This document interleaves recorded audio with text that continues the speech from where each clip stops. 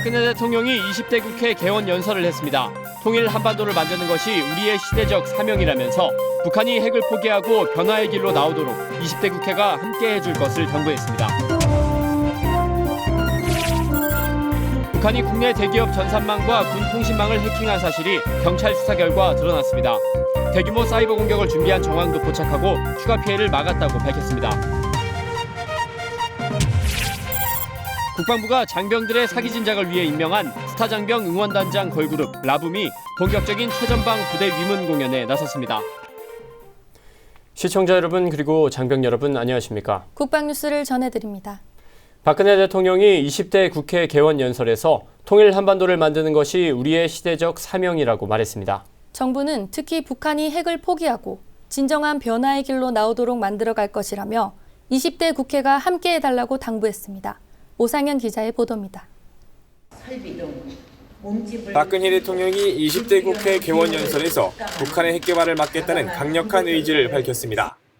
북한 비핵화라는 지난한 과제를 달성할 수 있을 것인가 하는 문제는 결국 의지의 싸움이 될 것입니다.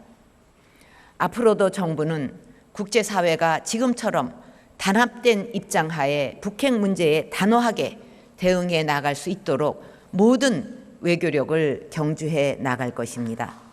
박 대통령은 그러면서 최근 북한이 국제사회의 강력한 대응에 직면해 대화를 제안하는 듯 국면 전환을 위한 기만을 하고 있다며 비핵화 없이는 대화도 없다는 정부의 입장을 재확인했습니다. 성급히 북한과의 대화를 위한 대화에 나서서 모처럼 형성된 국제사회의 대북 제재 모멘텀을 놓친다면 북한 비핵화의 길은 더욱 멀어질 뿐입니다. 그러면서 북핵 문제뿐 아니라 북한의 인권과 남북 주민 간 동질성 회복 등의 문제를 종합적으로 다뤄야 한다며 19대 국회에서 북한 인권법을 제정한 것처럼 20대 국회도 이 같은 노력을 함께 해달라고 당부했습니다. 앞으로 북한이 핵을 포기하고 폐쇄와 고립에서 벗어나 남북이 보다 평화롭고 번영된 삶을 누리는 길을 열어가는데 제20대 국회가 함께해 주실 것으로 믿습니다. 박 대통령은 이번 20대 국회가 대한민국의 미래를 결정할 중요한 시기에 개원을 했다며 국민의 뜻을 잘 헤아려서 정부와 함께 힘을 모아 국민 모두에게 사랑받고 존중받는 진정한 민의의 전당으로 자리매김해 주길 바란다고 강조했습니다. 국방뉴스 오상현입니다. 북한이 국내 대기업 전산망을 뚫고 들어가 대량의 자료를 빼낸 사실이 경찰 수사에서 밝혀졌습니다. 이번 공격으로 탈취된 문서는 무려 4만 2천여 건으로 군 통신망 자료와 미국 F-15 전투기 날개의 설계 도면 등 방위산업 관련 자료도 다수 포함된 것으로 확인됐습니다. 김지한 기자입니다. 경찰청 사이버 수사과는 13일 북한이 국내 대기업 전산망을 해킹해 대량의 자료를 빼낸 사실이 확인됐다고 밝혔습니다. 경찰은 4차 핵실험 직후인 올해 2월 북한에서 제작된 것으로 추정되는 악성 코드 관련 첩보를 입수해 수사한 결과 국내 대기업과 공공기관, 정부 부처 등 160여 곳에서 사용하는 PC 통합 관리망이 뚫린 사실을 확인했습니다. 해당 관리망은 관리자가 원격으로 PC를 관리하면서 소프트웨어를 일괄 업데이트하거나 삭제할 수 있는 것으로 북한은 이 시스템에 침투해 전산망 통제권과 각종 내부 문서를 탈취한 것으로 나타났습니다. 경찰은 이번 해킹이 시작된 IP가 평양 류경동 소재로 확인됐다며 지난 2013년 방송사와 금융기관 전산망을 공격한 IP와 동일하다고 밝혔습니다.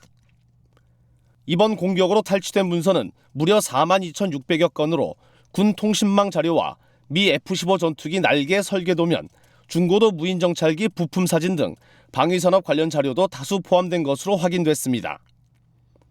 다만 경찰은 이번에 탈취된 문서 가운데 항공기 엔진이나 제어 기술 등 군사 기밀에 큰 위험이 닥치는 내용은 없는 것으로 파악했다고 전했습니다.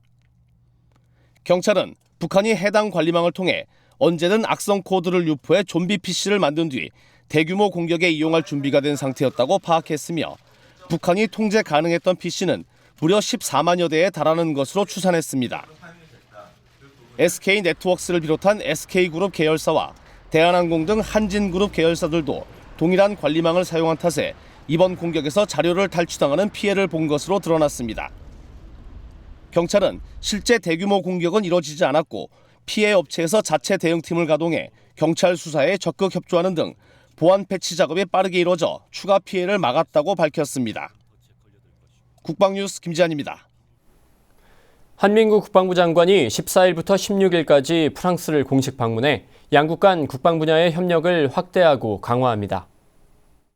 프랑스의 초청으로 이뤄진 이번 방문에서 한 장관은 장-이브 르 드리앙 프랑스 국방장관과 회담을 진행합니다. 양국 장관은 이 자리에서 북한 핵과 미사일 문제, 비확산 문제, 국제평화 유지 활동과 사이버 안보 등 상호 관심 의제에 대한 협력 강화 방안을 중점 논의할 예정입니다. 한 장관은 또 프랑스군 6.25 전쟁 참전비에 헌화하고 프랑스 고등군사교육국을 방문해 프랑스 전쟁대학과 국방대학원 학생을 대상으로 연설합니다.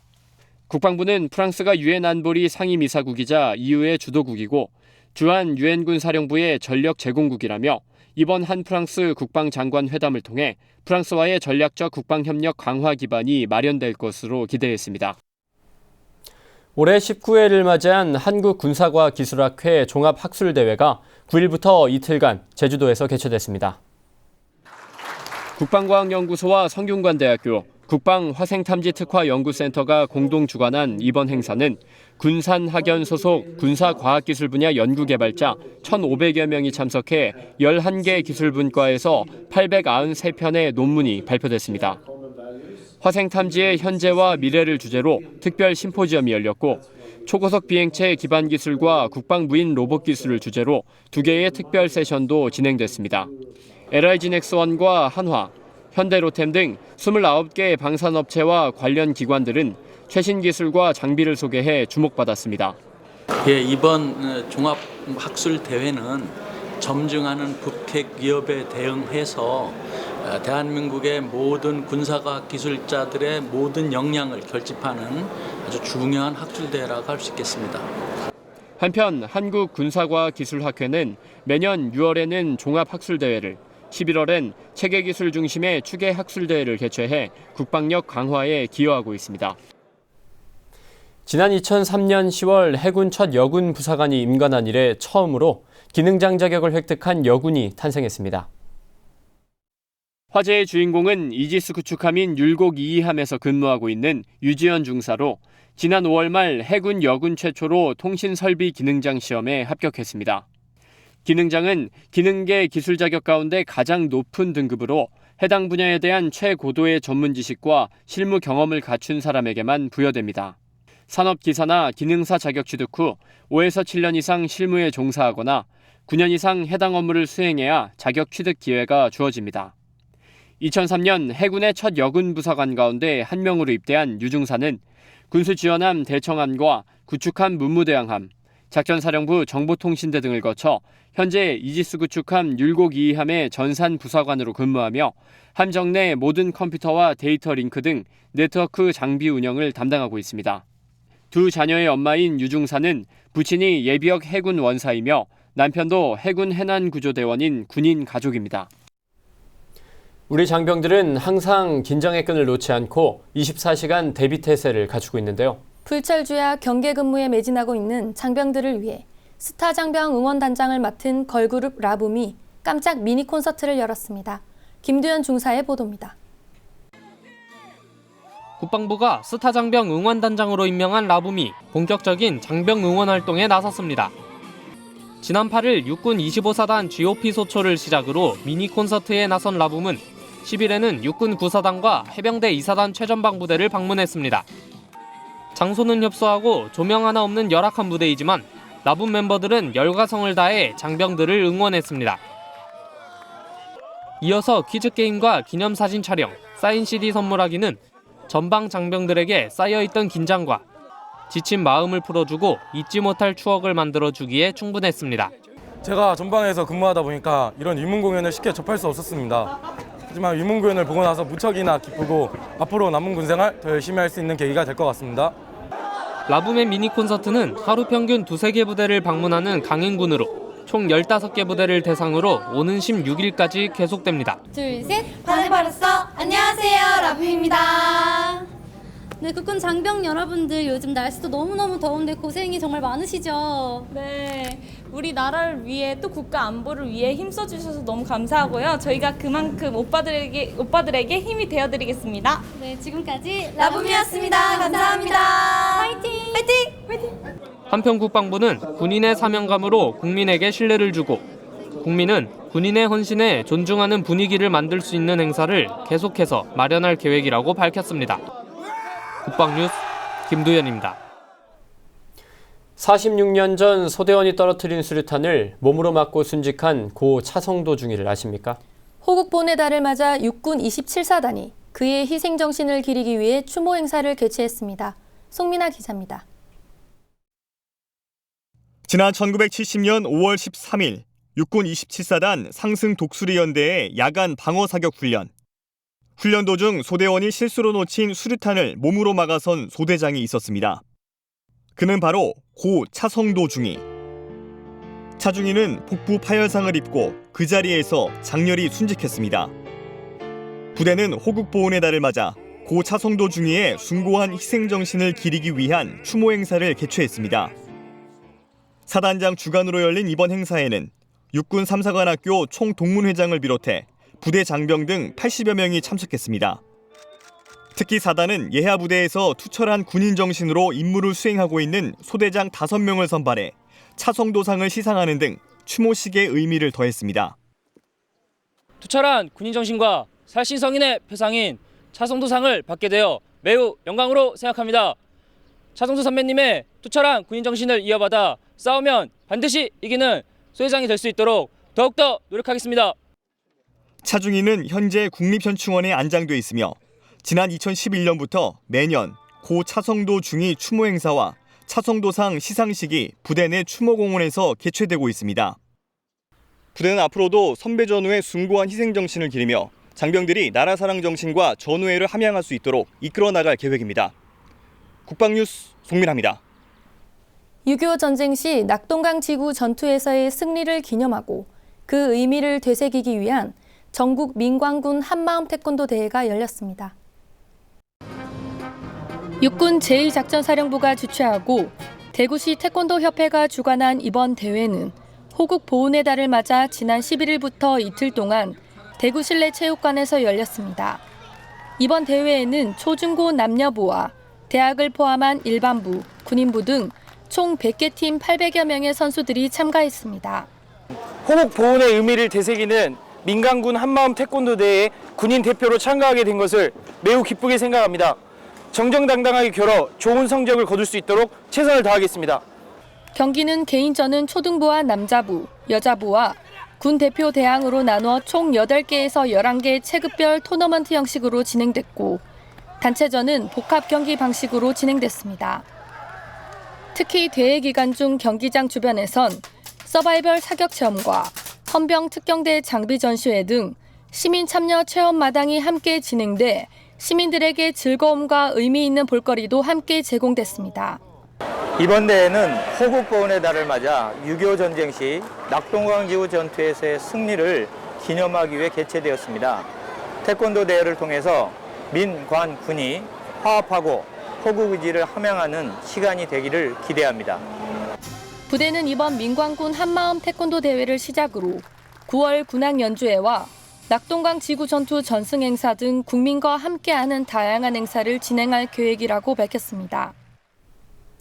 그들을 조국의 품으로 마지막 시간입니다. 국방부 유해발굴감식단의 최종 목표는 6.25 전사자의 신원을 확인해 가족의 품으로 돌려드리는 것입니다. 유해발굴과 감식 이후의 조치와 함께 유해발굴 사업의 어려움을 극복하기 위한 유해발굴 감식단의 노력을 김하연 기자가 취재했습니다. 지난 5월 18일 수원에서 113번째 호국의 영웅 귀환 행사가 열렸습니다.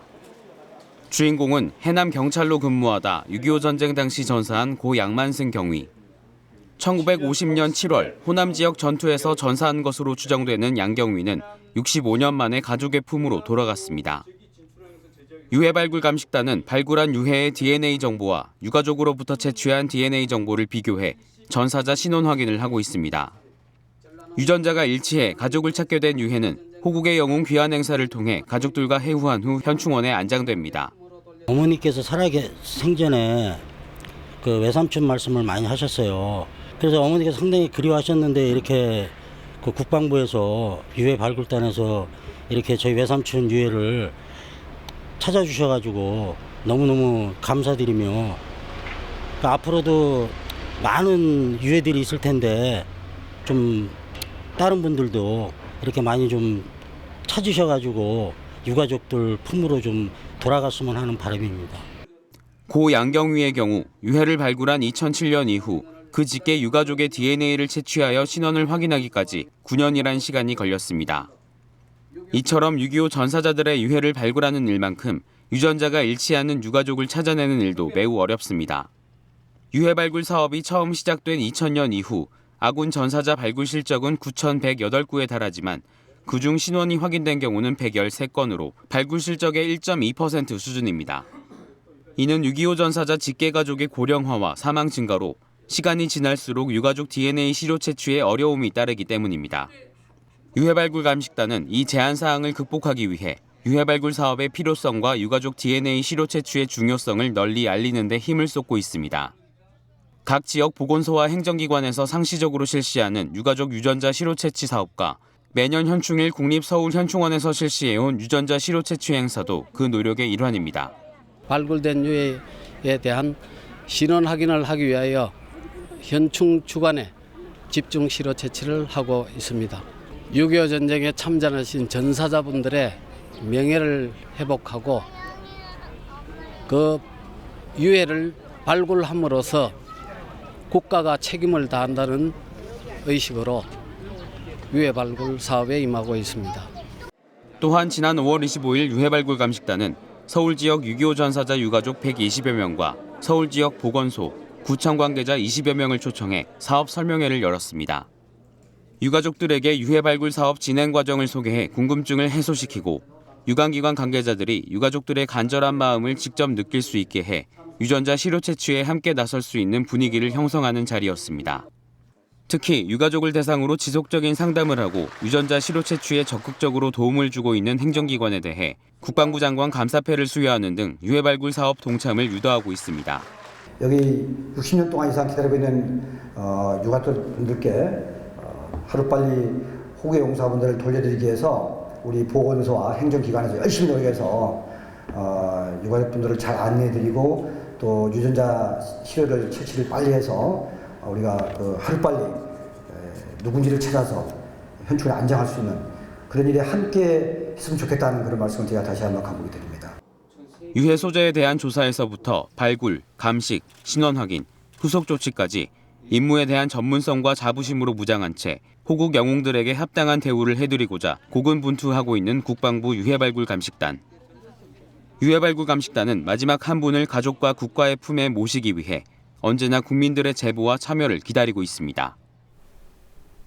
초음파를 이용해 바닷속 물체를 탐지하는 장비를 소나라고 하죠. 박쥐들이 캄캄한 동굴안을 날면서 부딪히지 않는 음양 반사 원리를 이용한 기술인데요. 기술 개발이 힘들어 해외 제품을 수입했지만 이제 그럴 필요가 없게 됐습니다. 국내 중소벤처기업이 기술 개발에 성공했기 때문입니다.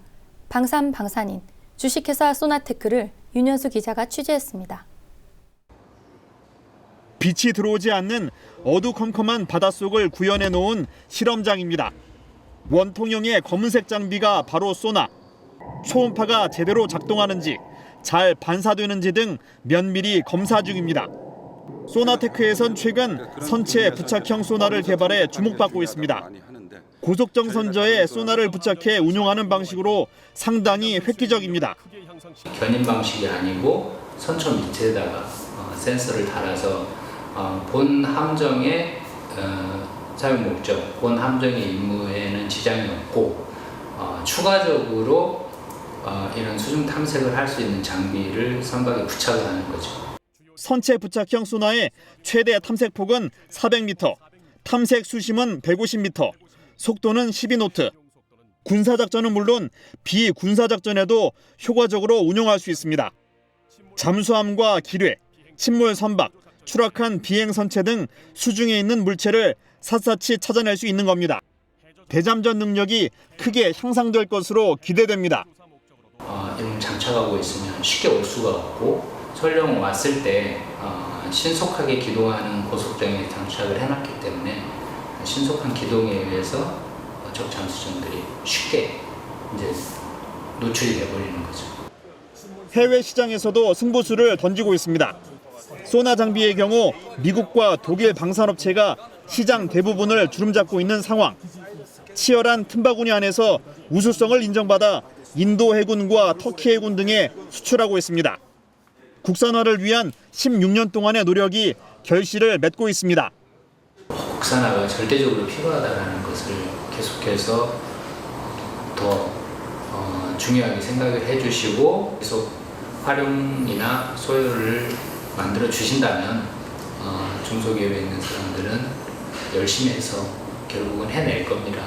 그래서 결국은 모든 국산화를 모든 필요한 장비를 우리 국내에서 개발할 수 있도록 노력하겠고 또 아낌 지원을 좀 해주셨으면 좋겠습니다. 끊임없는 연구개발을 통해 해양 탐지 기술을 축적하고 있는 소나테크. 대한민국판 히든펀치 기업으로 국내는 물론 해외로 진출할 채비를 갖추고 있습니다. 국방뉴스 윤여수입니다. 박근혜 대통령은 20대 국회 개원 연설에서 북한이 핵을 포기하고 진정한 변화의 길로 나오도록 만들어갈 것이라고 강조했는데요.